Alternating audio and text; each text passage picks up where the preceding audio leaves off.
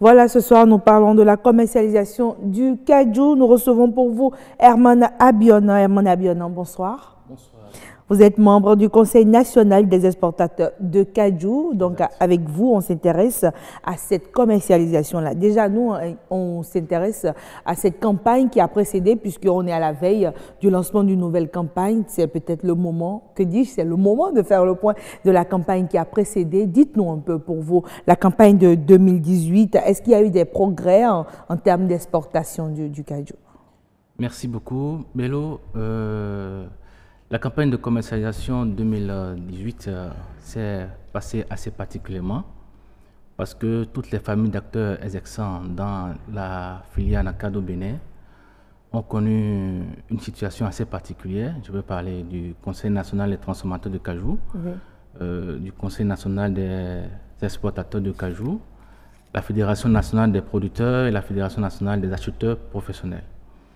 On a tous connu une situation particulière liée au marché international qui ne nous a pas du tout facilité la tâche dans l'exercice de nos activités. Qu'est-ce qui s'est passé? C'est le prix qui a baissé ou il n'y avait pas assez de demandes, assez d'achats? Qu'est-ce qui s'est passé? Oui, avant de venir sur la question du prix, nous allons parler un peu du point de ce qui s'est passé.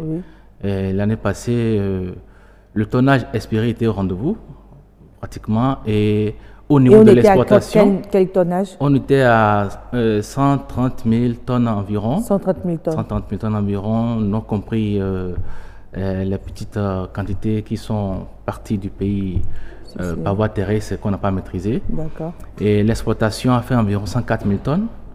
Et la transformation était dans les environs de 20-25 000 tonnes. Les chiffres ne sont pas disons, figé. Il y a des marges. C'est variable, parce que le plan de la statistique se pose toujours au niveau de la filière. Et le plus grand problème l'année passée, c'était la question du prix, la question de l'inexistence du marché d'écoulement, parce que c'était quand même déjà prévisible compte tenu des deux dernières campagnes qui étaient passées en 2016 et en 2017 où on a connu une hausse exagérée des prix qui était disons, dû à une situation particulière également qui s'est passée au niveau du Vietnam et de l'Inde, qui sont quand même des pays de gros transformateurs de la Nakado. Dites-nous un peu, ce prix qui était en hausse, il n'a pas avantagé les producteurs ou ce sont les acheteurs qui ont eu des difficultés? Non, disons, sur toute la chaîne de commercialisation, ça a beaucoup plus avantagé les producteurs, les commerçants, ce qu'on appelle les acheteurs professionnels.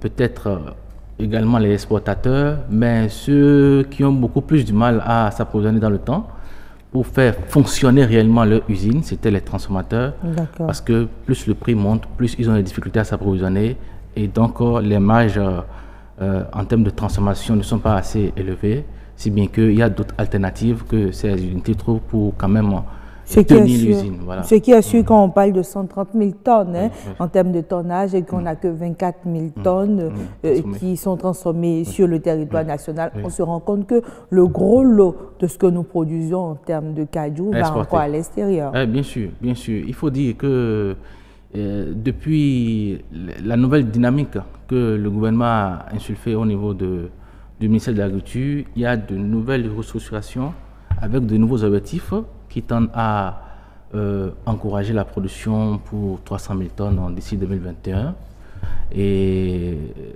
disons, transformer 50% de cette production. Je pense que cette dynamique va se mettre en place progressivement et les mesures d'accompagnement seront également pourront suivre pour que la transformation soit effectivement soit effective pour que disons ces transformateurs participent réellement à l'économie du pays. D'accord, mais déjà, souvent quand on parle de campagne de commercialisation, c'est dans une période bien précise et bien définie. Pour la campagne de 2019, elle va courir de quand à quand? Bon, généralement, les campagnes, après le lancement de la campagne, ça va jusqu'en octobre, parfois. Et il y a encore des stocks résiduels qui restent jusqu'en décembre, en novembre. Ça dépend des contrats de chacun. Voilà. Cette année, la campagne sera lancée en mars. Je pense que nous attendons toujours la précision de la date de lancement de la campagne qui se fera très très bientôt. Et au cours de cette campagne, je pense que cette campagne particulièrement, il y a des dispositions assez particulières qui ont été mais mises en place. Avant qu'on en Oui, vienne oui. à ces dispositions, quel est le tonnage qui est espéré pour cette année? Est-ce que vous avez une idée? Oui, je ne dirais pas que j'ai les statistiques fixes, mais il y a environ 150 000 tonnes qui sont attendues. Et je pense, les informations que nous avons eues sur le terrain montrent que la production est bonne dans les zones des collines et du Zou, assez bonne dans les zones du Bogou au sud et autres. D'accord. Mais nous pensons que si nous arrivons à mettre en place le dispositif opérationnel qui permettra de contenir le produit sur le territoire et faire sortir par une seule voie de sortie, on arrivera forcément à maîtriser un peu la quantité qui sort réellement du Bénin vers les produits, vers les pays transformatrices. Alors là, vous êtes en train de parler carrément de la structuration de la filière. Mais on a toujours pensé que la filière cajou était une filière assez bien encadrée et très bien structurée. Oui, du point de vue institutionnel, je pense que la filière est assez structurée parce que vous avez les familles d'acteurs qui sont connus. On a même une interprofession aujourd'hui. Il y a l'interprofession de la filière dans le cadre qui est connue. Il y a même d'autres structures de régulation qui seront mises en place bientôt pour encadrer l'exercice de l'activité de production, de transformation, d'exploitation de noix de cajou au Bénin. D'accord. Maintenant, déjà, vous nous parlez des défis. Quels sont les défis donc pour cette campagne? Oui, pour cette campagne, le plus grand défi, c'est d'abord de mettre en place une régulation, d'accord? Pas forcément un dispositif figé, mais un dispositif expérimental de régulation de la campagne de commercialisation parce que au fil des années, il y a plusieurs acteurs non déclarés qui sont rentrés dans la filière, dans le dispositif de commercialisation et qui spéculent sur les prix, d'accord, et sur la façon de faire. Non, mais est-ce que tout le monde n'est pas obligé de respecter les prix? Ou à un moment ou à un autre, on peut sortir de la fourchette? Oui, vous savez, quand le gouvernement fixe le prix plancher au niveau de la commercialisation en temps normal, il doit avoir un respect de ce prix plancher au niveau des producteurs. Mais il y a d'autres acheteurs qui viennent et qui spéculent. Bon, vous voulez parler des intermédiaires, c'est-à-dire ils achètent auprès des producteurs, après voilà, ils spéculent pour revendre. Exactement, voilà. C'est ça qui crée quand même le problème. Mais ne serait-ce pas là la loi du marché, du plus fort comme on le dit? Oui, c'est la loi du marché, mais n'oubliez pas que nous avons des sections importantes, des chaînes importantes de la filière qui contribuent quand même qu'on appelle au bien-être social, oui. D'accord, la création de l'emploi, par exemple les usines de transformation par exemple doivent quand même avoir une marge de manœuvre pour approvisionner, pour fonctionner. Donc pour vous la transformation est très importante dans ce processus de commercialisation. Est extrêmement importante du point de vue économie et d'ailleurs sur toute la chaîne il y a un bénéfice net qui se dégage, mais il semblerait que la transformation de la noix de cajou apporterait une plus-value au niveau du produit et créerait beaucoup plus d'emplois, beaucoup plus de pôles d'investissement, de pôles d'opportunités pour la jeunesse et autres.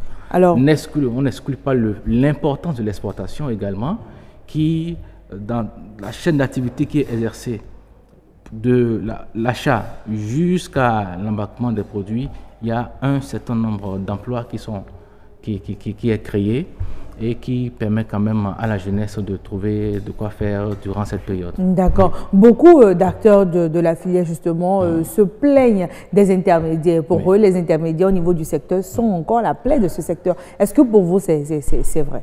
Oui, c'est toujours là, mais on est en train d'aller dans une dynamique de formaliser les réels acteurs de la filière Anacan.